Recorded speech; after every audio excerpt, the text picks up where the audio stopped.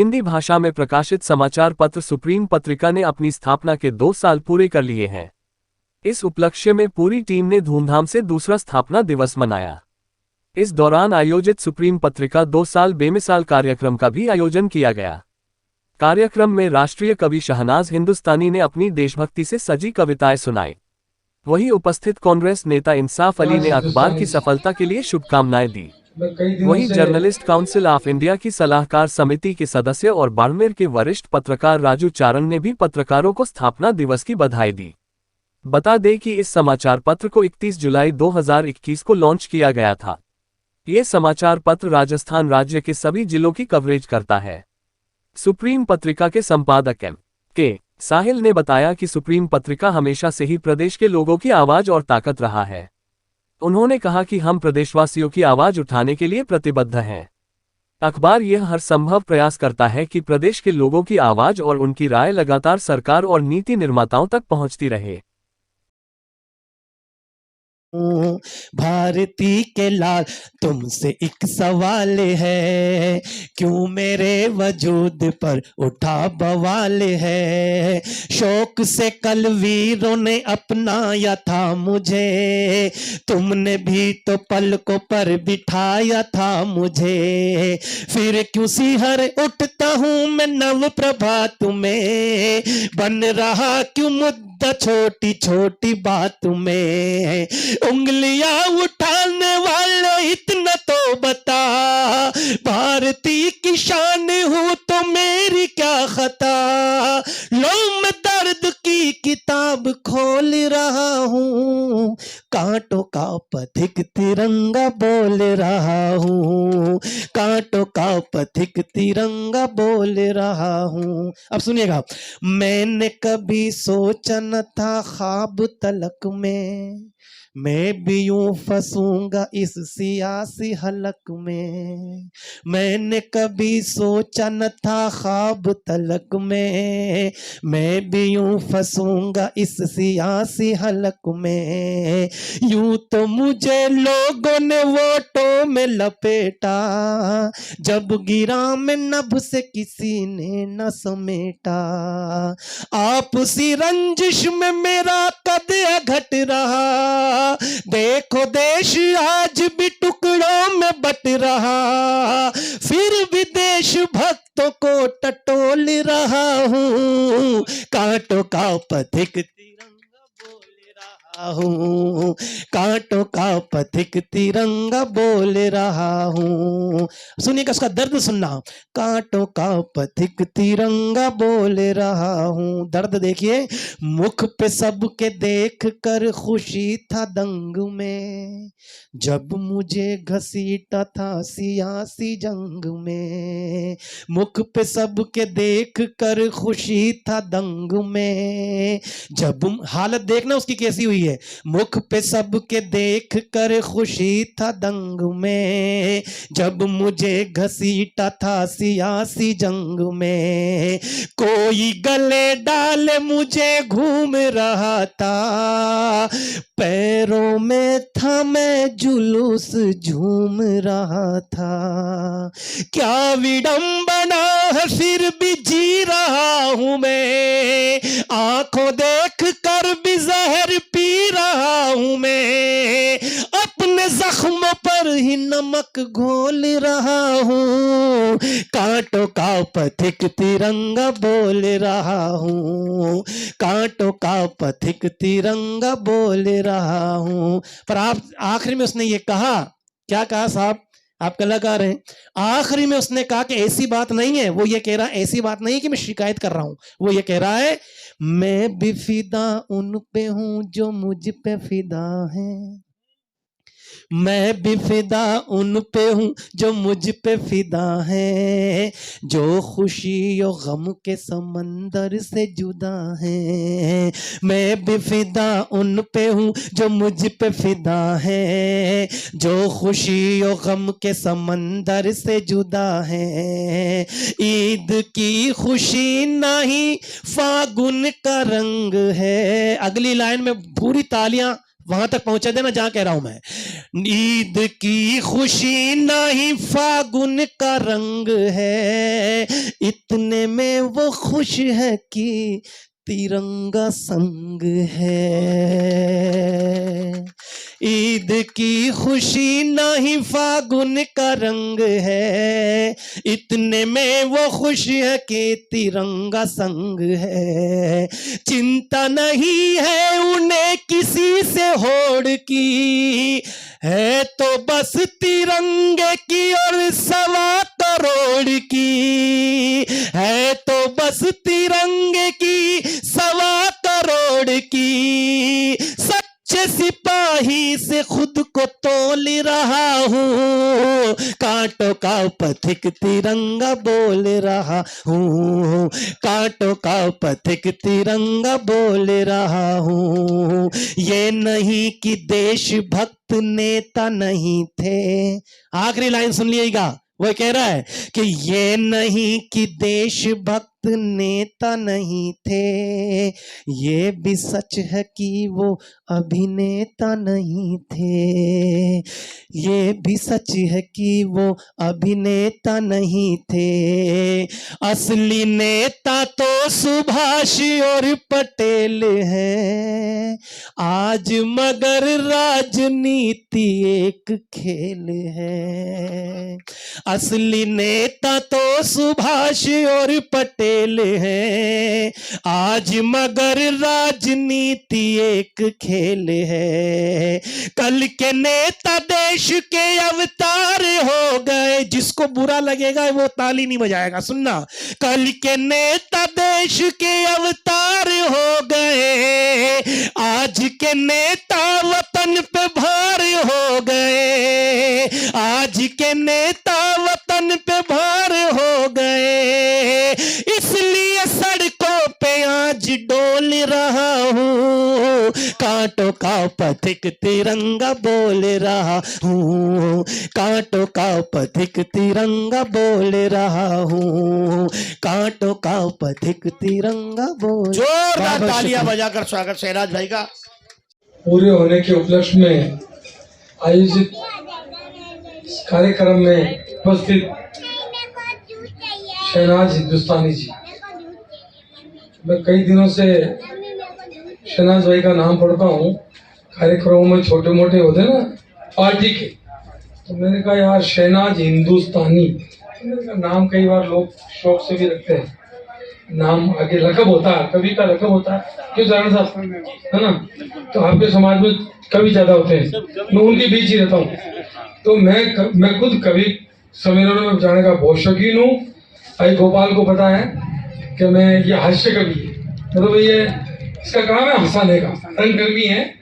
लाखन सिंह तुम्हारे शायद गुरु है, लाखन सिंह मेरा दोस्त, ठीक है ना।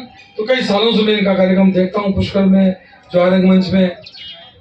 भाई शहनाज हिंदुस्तानी जी का मैंने नाम सुना था, शहनाज हिंदुस्तानी, मैंने कहा सरनेम रखते लकब रखते हैं, लेकिन कसम से मैं आज ही आया हूँ। और मैंने चला के इनको, जब इनकी पहली सुनी मैंने, और मुझे अच्छा लगा, बहुत अच्छा।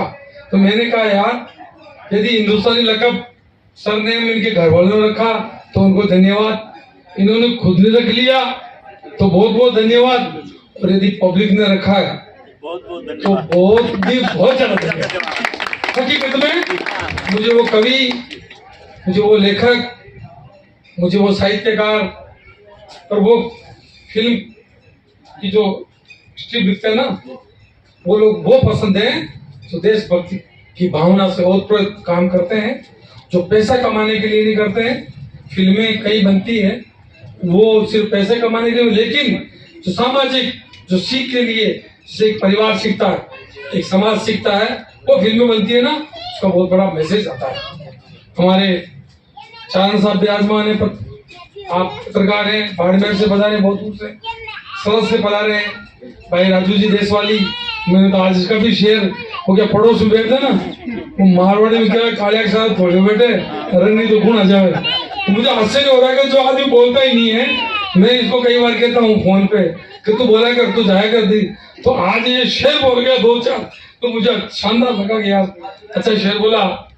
भाई गोपाल जी बंजारा शाहिल भाई ने मुझे याद किया मेरे आज दिन भर के कार्यक्रम के, उसने कहा ये मैं विशेषकर इस कार्यक्रम के हिसाब से नहीं, इसके पापा मेरे दोस्त हैं, इसके पिताजी मेरे खास दोस्त हैं, ये मेरा भतीजा है, चाचा ही बोलता तो मैं बीच में से आया, मैं 5 मिनट चल के आऊँगा। ये आने के बाद मैंने सोचा शायद छोटे मोटे कोई चाय पानी का प्रोग्राम करेगा, लेकिन भाई शहनाज जी ने, चारण साहब ने बात बताई और अभी फिरोज भाई ने जो बात बताई तो मुझे अच्छा लगा। सिंह साहब, मेरा बेटा भी पिछले मुहूर्त से MBA किया हुआ है फिल्म मेकिंग में, सुभाष घई की है ना, हाँ, और मैं आपके वहाँ काफ़ी टाइम तक फिल्म इंडस्ट्री में खूब घुमा हूँ। तो मेरे बेटे को कहा बेटा तू आ जा वापस ही, वो बॉम्बे रहा मेरा बेटा। और राजस्थानी फिल्मों की जो बात कर रहे हो आप, क्यों वहाँ स्ट्रगल बहुत चला स्ट्रगल है। मुझे बात पता है, कई जो सीनियर हैं वो जानते हैं कि मैं बेटे को एडजस्ट करने के, शाहरुख खान आए तो मेरे गेस्ट बन के आए, यहाँ आए ना, फ्लाइट लेके आए थे तो मेरी गेस्ट रहे वो, हाँ। और लेकिन मुझे पता है फिल्म वाले आते हैं, हीरो आते हैं, जब वो हमारे गेस्ट बनते हैं तब तो बड़ा अच्छा लगता है, लेकिन जब हम उनके वहां जाते हैं ना तो मालूम पड़ता है आज अपॉइंटमेंट नहीं है, आज उनका अपॉइंटमेंट नहीं है। मैं बड़े बड़े कलाकारों की बात कर रहा हूँ, मेरे बाबा सिद्दीकी वहाँ मंत्री रहे, मेरे अच्छे दोस्त हैं, उनके सारे मंत्री वहाँ, वो ये कलाकार वहाँ आते रहते हैं प्रोग्राम में। लेकिन ये चीजें बड़ा हाई लेवल का मामला है। आप राजस्थानी फिल्मों के लिए जो संघर्ष कर रहे हो, मैं आपकी कार दूंगा। और मैं आपको ये बताना भी चाहूंगा कि मेरे पुष्कर में सिकंदर नाम से, नहीं प्रिंस नाम से, प्रिंस है वो लड़का, वो भी कई बार मुझे कहता है, एक दो 3 शूटिंग है तो मेरे बेटे, मेरा बेटा छोटा बेटा है, वो कहते ये बेटा है, मेरे बेटे ने भी यहाँ शूटिंग करवाई है पुष्कर में। और ये कौन सा ये यार्ड, डंपिंग यार्ड है ना, ये शुरुआत मेरे बेटे ने करवाई थी। शूटिंग क्यों कराई थी, पहले परमिशन नहीं मिलती थी यहाँ की, तब हम मंत्री थे, तो ये सुरेश टाक जी पहले विधायक नहीं थे, ये एसोसिएशन के अध्यक्ष थे, तो ये डंपिंग यार्ड उनके अंडर में आता था। तो बॉम्बे से कोई शूटिंग करने आते थे ना तो वो पकड़ते थे मेरे बेटे को कि परमिशन दिलाओ, तो हम टाक साहब को फोन करते, टाक साहब फिर फॉर्मेलिटी करके परमिशन देते। आज मुझे खुशी है कि वहाँ बहुत बड़ी शूटिंग हो रही है, तो मैं ये बात याद करता हूँ, आज लंबी है, 8-10-12 साल पुरानी है, लेकिन वहाँ बड़ी बड़ी शूटिंग हो रही है। तो आपकी जो संघर्ष है, आपकी जो लड़ाई है राजस्थानी फिल्मों की, ये वास्तव में राजस्थानी भाषा की भी संघर्ष है, क्यों गोपाल जी, और राजस्थानी फिल्मों का भी संघर्ष है ना, ये बात फैक्ट है, क्योंकि उनको आगे वो नहीं मिल पाता है, जगह नहीं मिल पा रही है, आगे बढ़ नहीं पा रहे हो, आप संघर्ष कर रहे हो कि वो प्रिंस वगैरह ये पुष्कर वाले शूटिंगें कराते हैं, तो बात करते हैं मेरे से, बताते हैं मुझे, तो कई चीजें हैं, लेकिन अब बहुत जल्दी पुष्कर में इस तरह की व्यवस्थाएं हो रही है, हम आपकी मदद करेंगे। राजस्थानी फिल्मों के लिए हमारे से कोई भी सहयोग होगा हम करेंगे। ये देखा मैंने, आपका पढ़ा आते ही थार कहानियाँ, ये राजस्थान के बारे में अच्छी आपकी स्टोरीज है, ये देखा मैंने। तो ये भाई शाहिल, तेरा धन्यवाद, 2 साल तो तेरे जो पत्रिका के हुए हैं, लेकिन लोगों से मुझे मिलाया और मुझे इनका शहनाज भाई का जो कलाम सुनकर कसम खुदाई मुझे यार और ज्यादा ऐसा लगा कि मैं 2-3 और सुनूं, रियली बता रहा हूँ, हाँ, तो अच्छा लगा। और जो जितने भी लोग आए हैं, भाई रादीन जी, आप जोधपुर से बता रहे, शर्मा जी, पंडित जी, जितने भी बता रहे उनका सबका धन्यवाद। और आपने अभी मोताना की बात कही, बहुत अच्छी, मुझे मैंने पढ़ा अखबार में, मोताना के बारे में पढ़ा मैंने, और माननीय मुख्यमंत्री जी ने उस पर कार्यवाही करते हुए, क्योंकि मुझे, मैं इस भुगत भोगी खुद में कि जब कोई हो जाता केस, तो भाई को मालूम है, कोई एक्सीडेंट हो जाता है, कोई कैसे हो जाता है, ट्रैक्टर से गिर जाता है, कोई और कुछ हो जाता है ना, लेटेस्ट कई केस है, तो 2 दिन तक हमें धरने पे बैठने पड़ते हैं, 2 दिन तक वहाँ धरने पे बैठने पड़ते हैं, हमें बैठने पड़ते हैं, हाँ, तो वो वहाँ बैठते हैं, लेकिन हमें बैठने और पड़ते हैं। तो सरकार ने एक अच्छा किया कि भाई डेथ बॉडी को उसका मिसयूज नहीं हो, उसका समय पे दाह संस्कार हो, और जो भी यदि कोई प्रक्रिया है या कोई डिमांड है या कोई मुआवजा है, वो सरकार से और प्रशासन से हम तरीके से दे सकते हैं। लेकिन उसकी शो का दुर्गति नहीं हुआ। तो मोतानी की बात मैंने अच्छी तरह से पढ़ी आप वाली, और आप लोगों ने बुला के मान सम्मान किया। भी पता नहीं किसने कोई बात कही थी मुझे, मंच पे कोई बात चली थी, ओके भाई संघर्ष की बात चली, तो मैं ये सब मेरे साथी बैठे यहाँ जो नाम जानते हैं पहचानते हैं, शहनाज साहब, मैं मेरे छोटे कार्यकर्ताओं के लिए, बड़ा आदमी होता है, बड़ा पद वाला होता है, वो तो अपना नाम के हिसाब से और ये अपने रुतबे के हिसाब से या अर्थ, अभी अर्थ के लिए आपने बोला ना, तो अर्थ के हिसाब से वो काम करा लेता है। लेकिन मैं छोटा कोई कार्यकर्ता होता है, छोटा मेरा भाई होता ना, छोटा, समझ गए मेरी बात को, जो है उसके लिए तो मैं लड़ाई लड़ता हूँ। प्रशासन को और नेताओं को अच्छी तरह से मालूम है कि मैं इस बात की लड़ाई लेता हूँ। कई अधिकारी तो ये कहते हैं कि मैं फोन पे कह देता मैं काम कर दूंगा, बस काम हो जाएगा आपका, आप यहाँ मत हो।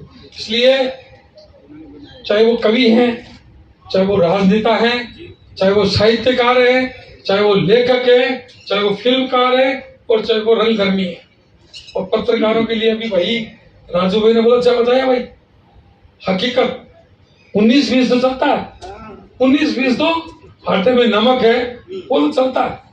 लेकिन हमारे क्षेत्र की समस्याएं हैं, हमारे जो नीचे तबके के लोग हैं, जो गरीब लोग हैं, गरीबी के नीचे यापन करने वाले लोग हैं, जो जरूरतमंद लोग हैं, उनकी समस्याओं का जिक्र करें, उनकी जो दिल की भावनाएं हैं उनका हम जिक्र करें। आप तो उम्र दराज है पत्रकार साहब, ये बातें हम अखबार के माध्यम से लाएं, जिससे कि सरकार की नींद खुले, चाहे किसी की सरकार हो, चाहे केंद्र की हो, चाहे राज्य की हो, चाहे प्रशासन किसी का हो। यदि हमारी कलम की ताकत से अखबार में, टीवी न्यूज में जब आती है कोई बात और उस पर एक्शन होता है, और उस किसी गरीब का, उस जरूरतमंद का भला होता है, तो वो सच्ची सेवा होती है, वो सच्ची सेवा होती है, सच्ची पत्रकारिता होती है। मैं पत्रकारों में बैठता हूँ, मेरे अच्छे दोस्त हैं सब, और मैं ये बात हमेशा करता भी हूँ, और मुझे आज इस कार्यक्रम में याद किया है तो थैंक्सफुल भाई शाहिद कि इन लोगों से मिलने का मौका मिला। भाई शहनाज जी से मैं आज ही मिला हूँ, लेकिन मुझे बहुत मैं प्रभावित हुआ हूँ, और मैंने चला के कहा कि भाई मैं और सुनूंगा एक क्लास, क्योंकि जब रात को कवि सम्मेलनों में 2-2, 3-3, 4-4 बजाते थे ना, तब तो फ्री पॉकेट का मामला था यार, समझिए, वो अच्छा लगा मुझे। और जो राष्ट्र की और राष्ट्र हित की बात कहते हैं ना, हम उसका सम्मान करते हैं, तेजी से सम्मान। जय हिंद, जय भारत। और बहुत बहुत शुभकामनाएं कि इनका चैनल आगे भी चलता रहे और बहुत अच्छा चलता रहे। इस देश में कुछ समय से जो स्थितियां चल रही हैं, मैं उन्हीं की बात करूंगा, क्योंकि उसमें पत्रकारों का विशेष महत्व है। आप यहाँ जो पत्रकार बैठे हुए हैं, उन्हीं से मुखातिब होकर ये मैं बात कर रहा हूँ कि इस देश में एक समय निकलने के बाद एक समय ऐसा आया, और वो समय जो निकला, वो समय पत्रकारों की वजह से ही निकला था, और वो जो समय आज आया है वो भी पत्रकारों की वजह से आया है। मैं उसके लिए आप जो यहाँ बैठे हुए पत्रकार हैं उसमें से किसी को जिम्मेदार नहीं मानता। मैं उसके लिए जिम्मेदार मानता हूँ तो बड़े बड़े मीडिया हाउसेस, क्योंकि संपत सरल जी ने एक बहुत अच्छी बात कही थी, एक कवि सम्मेलन में मैंने सुनी थी, ऐसे सुनी सुनाई भी सुना देता हूँ। तो उन्होंने कहा था कि पहले अखबार बिकते थे फिर छपते थे, पहले छपते थे फिर बिकते थे, और आज अखबार पहले बिक जाता है उसके बाद छपने जाता है। ये वास्तविकता है, और इस वास्तविकता को बदलने के लिए जो आप लोग बैठे हैं, जो बड़े बड़े मीडिया हाउसेस से नहीं हैं, उनकी जिम्मेदारी बढ़ जाती है। क्योंकि जो बड़े बड़े मीडिया हाउसेस से हैं उनमें से यदि कोई यहाँ है तो मेरी बात को अन्यथा ना ले, क्योंकि उनकी गलती नहीं है, वो तो अपनी तरफ से खबर पूरी भेजते हैं, छपती उतनी है जितनी छापने की अनुमति आगे से मिलती है। बहुत सारी चीजों को दबा दिया जाता है और बहुत सारी चीजों को उछाल दिया जाता है। अभी वर्तमान में कई जगह पर घटनाएं देश में गलत घटित हुई, उसमें बहुत सारी जगह थी। मणिपुर में लगातार 3 महीने से जो चल रहा है, आप सभी लोगों तक वो 70 दिन बाद पहुंचा। ये दुर्भाग्य इस देश का कि इस देश में डिजिटलाइजेशन होने के बाद किसी राज्य में जो भयानकता वहां पे घटित हुई, उसकी खबर आपको 70 दिन बाद लगी, तो आप समझ लो कि क्या स्थितियां इस देश में पत्रकारों की कर दी गई है कि वो खबर तक नहीं पहुंचा पा रहे। उसके बाद हरियाणा में खबर हुई, नूह में एक घटना घटी, बहुत ही शर्मनाक घटना है, लेकिन उस घटना का जिक्र 7 मिनट बाद इंटरनेट पर और टीवी पर था, लेकिन मणिपुर का 70 दिन तक नहीं था। आप इससे अंदाजा लगा सकते हैं कि मीडिया हाउसेज की स्थिति क्या है। बहुत सारी खबरें आगे बढ़ा दी जाती हैं, बहुत सारी खबरें दबा दी जाती हैं। तो ये जो खबरें दबाने और आगे बढ़ाने का सिलसिला है, इसको वास्तविकता में पत्रकारों की ये जिम्मेदारी बनती है जो लोकल हैं कि वो उसे ना दबने दें, उसे आगे बढ़ाएं, क्योंकि जनता आप लोगों पर विश्वास करती है। पत्रकार को आज भी एक सम्मान की नज़र से देखा जाता है। गरीब के साथ जब गांव में अत्याचार होता है ना, तो मेरे पास कईयों के फ़ोन आते हैं। मैं आम आदमी पार्टी से जुड़ा हुआ छोटा सा कार्यकर्ता हूँ, मेरे पास कई बार फ़ोन आते हैं, और फ़ोन आने के बाद वो कहते हैं यार भाई साहब, आप यदि लेट हो जाओ ना तो किसी पत्रकार का नंबर दे दो, क्या पता वो हमारी बात उठाए और हमें न्याय मिल जाए। तो आज भी पत्रकारों को न्याय के लिए ही देखा जाता है, और न्याय के लिए देखा जाता है तो ये आप लोगों की जिम्मेदारी ज़्यादा बनती है कि आप लोगों की आवाज़ बने, लोगों की बात को आगे बढ़ाएं। साहिल भाई को मैंने जहाँ तक देखा है, जितना मैं जानता हूँ इनको, काफ़ी समय से इनके साथ जुड़ा हुआ हूँ, मित्र हैं मेरे, इन्होंने हमेशा कोशिश ये की है कि ऐसी खबरें जो दब जाती हैं उनको उठाने का प्रयास करते हैं और अपनी पत्रिका में स्थान भी देते हैं।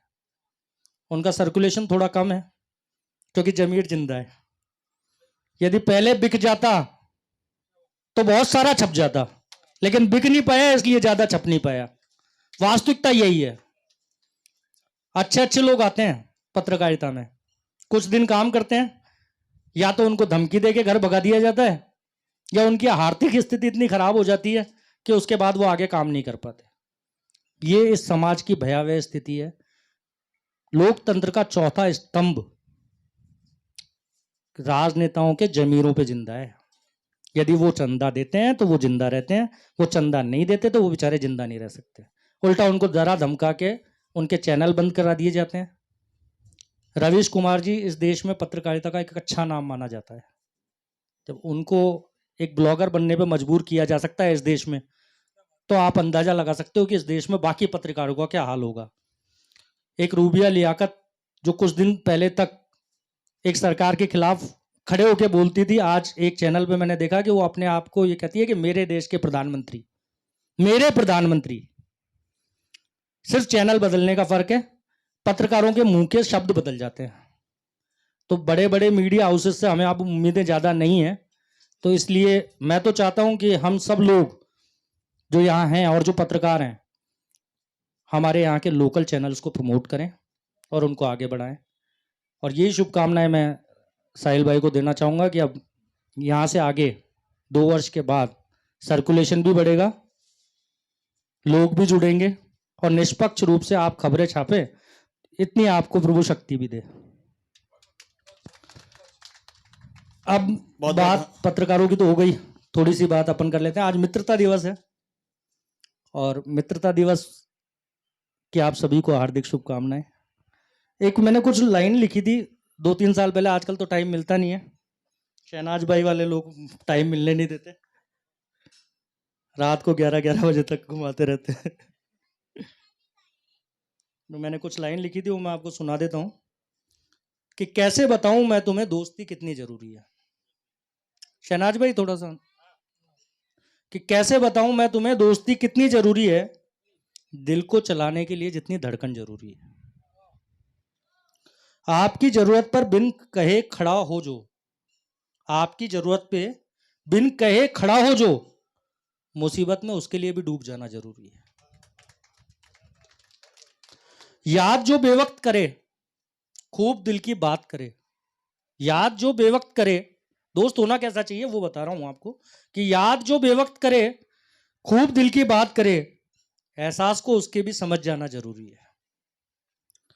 और साथ चलने को सफर में होता है जो तैयार, साथ चलने को सफर में होता है तैयार जो, मंजिल उसकी पाने को खुद भी जाना जरूरी है। और छलक तो उठती है, ये आखिरी शेर है, आपको समझ में आ जाएगा कि दोस्ती का मतलब क्या होता है, दोस्त होता कौन है। कि छलक तो उठती है बेवक्त ये आंखें, छलक तो उठती है बेवक्त ये आंखें पाठक, पर साथ किसी अपने का होना भी जरूरी है। बाकी तो कोई भी कर जाता है, लेकिन जब अपना साथ होता है तो आंखों से आंसू अपने आप आ जाते हैं। इसके अलावा एक चीज और थी, एक शेर था, मैं साहिल भाई की नजर कर रहा हूं, मैंने ही लिखा था कि बिक जाए दरबारों में वो कलम नहीं हूं, बिक जाए दरबारों में मैं वो कलम नहीं हूं, सच कहता हूं इंकलाब हूं भरम नहीं हूं। बहुत बहुत धन्यवाद आप लोगों का इतना मन से सुनने के बहुत लिए। बहुत धन्यवाद पाठक साहब। वैसे ही लखविंदर जी जो सर हैं, पंजाब में पैदा हुए और इनकी ज़िंदगी में जो प्रोफाइल इन्होंने सीखी, जो काम किया, मेहनत की, वो मुंबई से।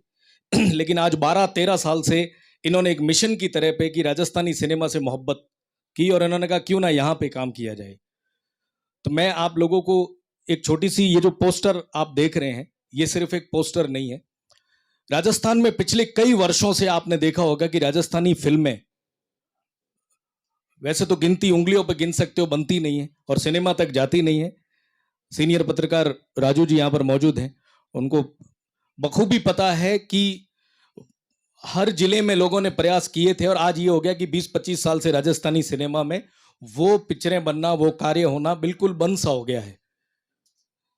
कई सालों बाद एक अथक प्रयासों से एक थार कहानियां नाम का हमने एक प्रयास किया है, जिसमें एक साथ 13 फिल्में 100 से ज्यादा कलाकार, टेक्नीशियन एक जगह पे रह के उन लोगों ने काम किया और थार कहानियां नाम का एक प्रोजेक्ट है, वो आज बाहर आया है आप लोगों के बीच में।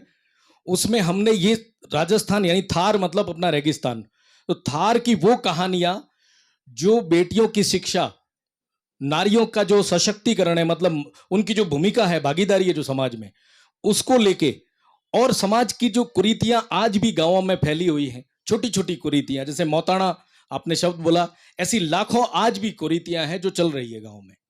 तो हम ये चाहते हैं कि थार कहानियों के माध्यम से राजस्थानी सिनेमा के सारे कलाकारों को भी रोजगार मिले और राजस्थानी सिनेमा का जो विकास होना चाहिए उस दिशा में ये बहुत बड़ी पहल है और नया प्रोजेक्ट है, एक तरीके का ऐसा एक्सपेरिमेंट जो गवर्नमेंट की भी आंखें खोलेगा, 100% खोलेगा सर।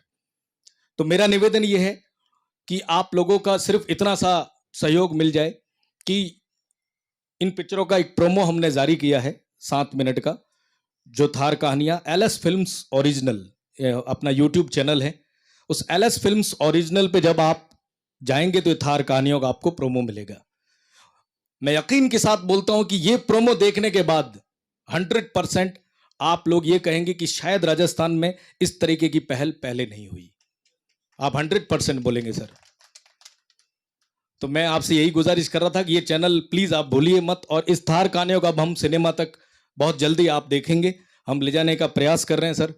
और शहनाज साहब, आप तो माशाल्लाह, मैं खुद होस्टिंग करता हूं तो मैं भी शायरियां इधर उधर से कहीं से मार के लाता हूं, लेकिन आप तो माशाल्लाह ऐसा लग रहा है अंदर से बिल्डअप है पूरा, एक के बाद एक आपने जो मतलब छक्के मारे हैं सर शायरियों में, तो बहुत मजा आया और आप लोगों के बीच आके बहुत खुशी हुई। राजस्थानी सिनेमा से हमेशा आप प्रेम कीजिएगा, सहयोग कीजिएगा, और thank you sir, thank you. बहुत बहुत धन्यवाद।